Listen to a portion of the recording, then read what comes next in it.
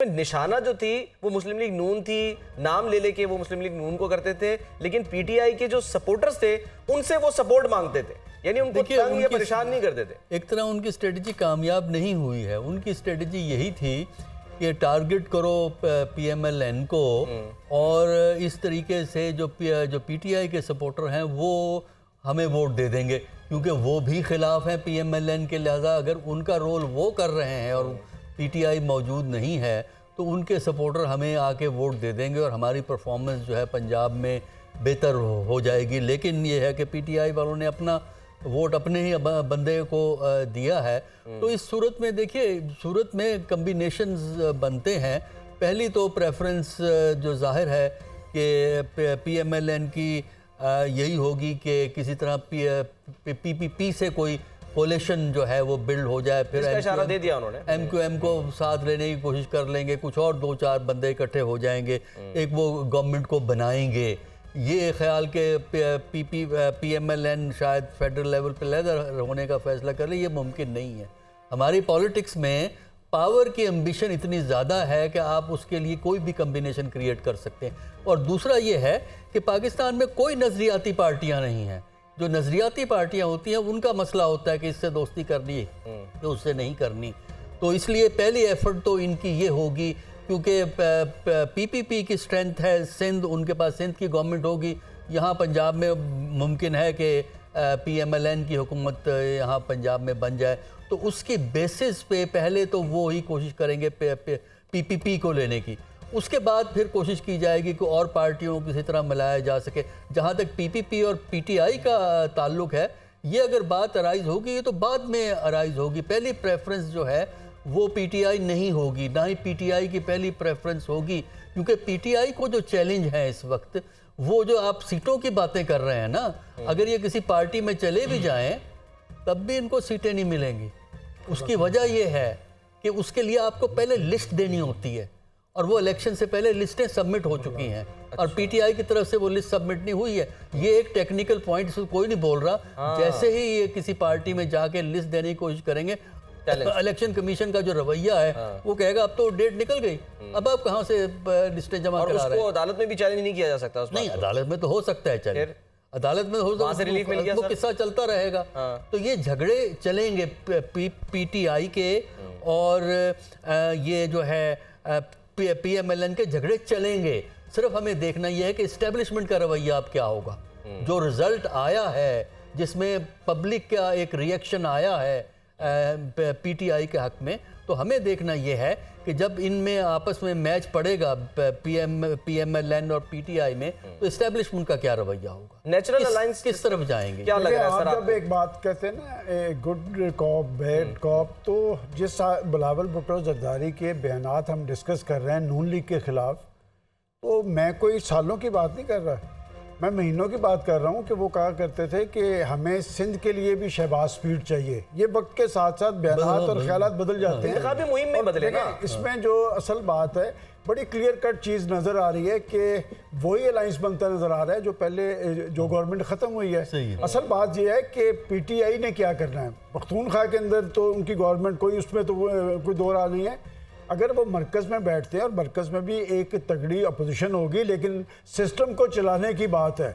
अगर वही यहाँ पर तनाव, टकराव, इल्ज़ाम तराशी, गाली गलोच, मैं आपको बताऊं कि अगर ज़मीनी हक़ाइक़ देखें तो उन्हें तो इस बात का फ़ायदा हुआ है। हम तो ये कहते थे कि उनके पास ना निशान है, ना कप्तान है, ना पोस्टर है, ना बैनर्स हैं।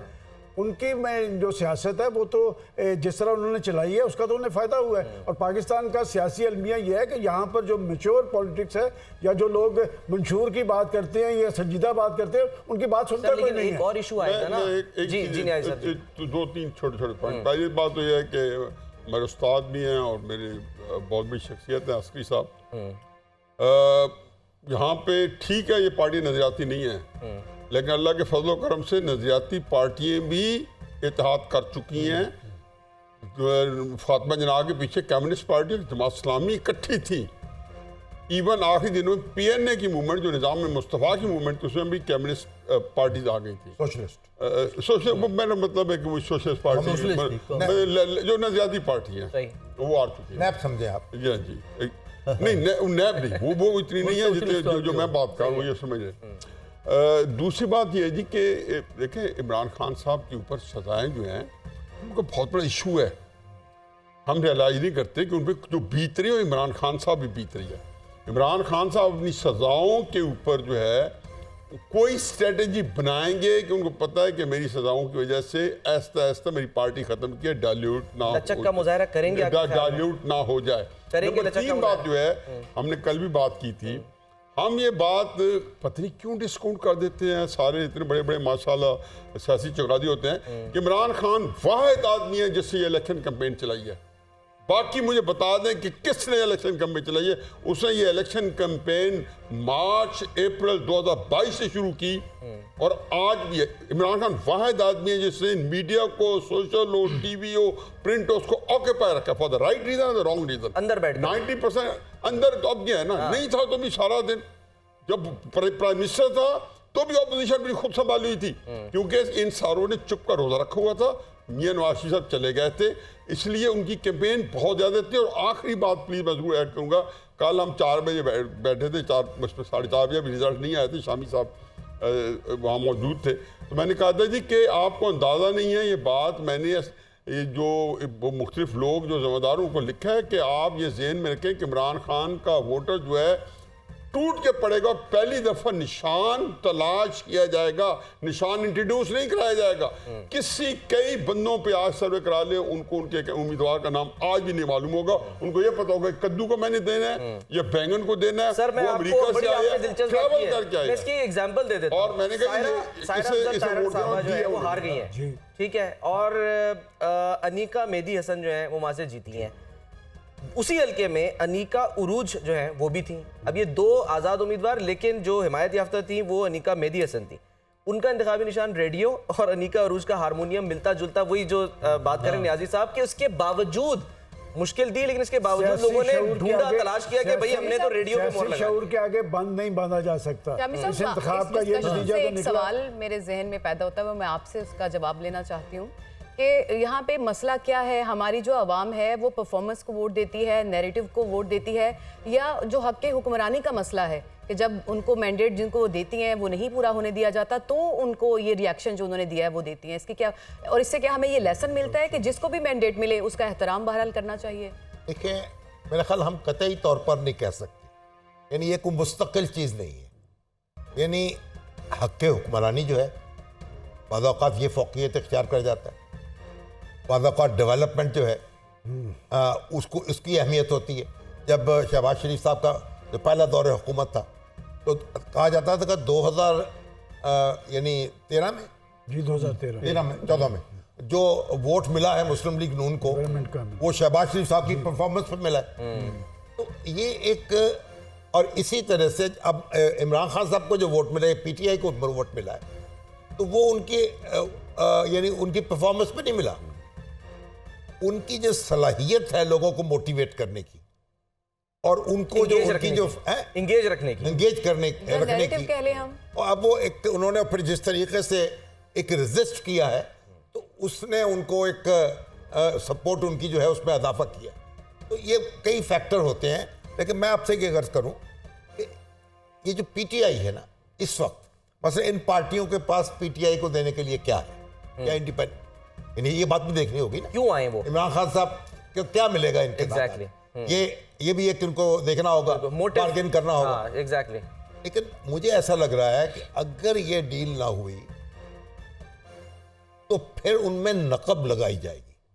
अच्छा, जैसे माजी में लगाई, जैसे माजी में आपको याद है ना कि पीपल्स पार्टी के अपना परवेज मुशर्रफ साहब के दौर में फॉरवर्ड ब्लॉक बनाया गया, उसके अंदर फैसल साले हयात भी और वो राव सिकंदर भी, वो फिर पैट्रियट के नाम पर, अच्छा, यानी हुब्बु वतनी के नाम पर वो एक ग्रुप अलग हुआ और बड़ी मुश्किल से फिर जनाब जमाली साहब को मुंतखब कराया गया वजीर आज़म, एक वोट की, बिल्कुल। और वो भी फिर आजम तारक साहब जो हैं जेल में थे, उनको लाया गया तो उनके वोट से उनको हुकूमत बनाई। तो अगर ये जो एन ब्लॉक एक रेजिस्टेंस होगी, आपके ख्याल में कितने नंबर ऑफ पर्सन की हो सकती है, बस जिसकी जितनी जरूरत है? नहीं, फिर देखे ना, फिर जरदारी साहब भी मौजूद हैं यहाँ। मुफाहमत के तो इसलिए ऐसे अनासर मौजूद हैं उस ग्रुप में जो कोई अपने कैरियर प्लानिंग नहीं कर रहे होंगे, जो समझेंगे कि मौके से फायदा उठा, फिर हुब्बुल वतनी के नाम पे बहुत से काम हो जाते हैं। तो अगर वो कोई डील ना कर पाए तो फिर उनके अंदर पे रखकर मामला करने की कोशिश होगी। लेकिन बुनियादी बात जो है, अब ये जो सिस्टम है या इसका तो इस वक्त इन्हसार नवाज शरीफ साहब और जरदारी साहब के रवैये पर है। अच्छा, अगर ये दोनों नहीं मिलके बैठेंगे तो फिर इस असेंबली की उम्र जो है ना, वो ज़्यादा मुझे लंबी नजर नहीं है। शाहिद साहब, एक चीज़ इसमें थोड़ी सी देखें, अब तक के जो रिजल्ट्स हैं ना, उसमें नून लीग 64 है, पीपल्स पार्टी के 50 हैं, एमक्यूएम के 11 हैं, जेयूआई के 2 हैं, काफली के 2 हैं, ये सारे 130 के करीब बनते हैं। अभी खवातीन की और स्पेशल नशिस्तें आनी है, ये 170-80 के करीब जाएंगे। मेरा ख्याल है नकब लगाने की जरूरत पेश नहीं आएगी। अगर 134 वही रहने दें, उनको वही रहने दें। इंडिपेंडेंट के तौर ये पर। बात नवाज शरीफ और साहब ने उनकी अपने- वो जो ख्वातीन की नशिस्तें हैं उनमें नकब लगा लें। जी इस पे एक नकब तो लगेगी। हाँ, नकब लगेगी। नकब लगेगी हर हाल में। जी जावेद साहब, जी, इस पे देखिए एक ऑफर अब मुस्लिम लीग नून की तरफ से सामने आई है। अभी हमने रद्द-ए-अमल देखना है कि पीपल्स पार्टी इसका जवाब किस तरह देती है। क्या तो देखिए, पीपल्स पार्टी ने इस दफ़ा अब 50 और 64 में इतना फ़र्क नहीं है। हम अगर इसी रेशो को आगे बढ़ाए और ख़त्मी नताइज तक भी पहुँचे तो वो माजी करीब में जो पीपल्स पार्टी वज़ीर ख़ारजा और चंद वजारतों पे राज़ी हुई थी, इस दफ़ा उन्होंने इतने कम क्वांटम की हुकूमत पे राज़ी नहीं होना है। इसलिए कहा उन्होंने हो सकता है कि वो इनको कहे कि भाई आप लोग इस दफ़ा सेक्रीफाइस करें, एक दफ़ा आप हुकूमत कर चुके, और दूसरा ये है कि इसके साथ साथ बलूचिस्तान सिंध में तो पीपल्स पार्टी क्लियर है, बलूचिस्तान की हुकूमत भी उनकी तरफ, वहाँ पे भी पीपल्स पार्टी के लोग जीते हैं। तो ये दो हुकूमतें प्लस वफाक की कुर्बानी अगर मुस्लिम लीग दे सकती है तो फिर मुफाहमत की कोई एक रास्ता भी निकल सकता है और एक सस्टेनेबिलिटी की तरफ हम जा सकते हैं। अदरवाइज बहुत नैरो मैंडेट के साथ हुकूमत होगी। किसी वक्त भी अगर MQM साइड पे होगी, BNP साइड पे होगी, JY साइड पे होगी, आज़ाद अरकान साइड पे होगी, आपका पूरा पार्लिमानी निज़ाम का ढांचा धड़ाम से गिरेगा। तो इस वक्त People's Party better bargaining position exactly मैं ये पूछ रहा था कि वो अगर बेटर पोजीशन में है। जी सर, काफी साहब जो है ना, नवाज शरीफ साहब ने शहबाज शरीफ साहब को मुकर्रर किया है ना कि वो जरदारी साहब से बात करें, MQM से बात करें, तो साफी साहब को कहेंगे PTI वालों से बात कर लें। अब एक नहीं वो वैसे जिस तरह से अप्रिशिएट कर रहे हैं, अगर आप अप्रिशिएट तो कर रहे हैं। एक क्लैरिफिकेशन है, असली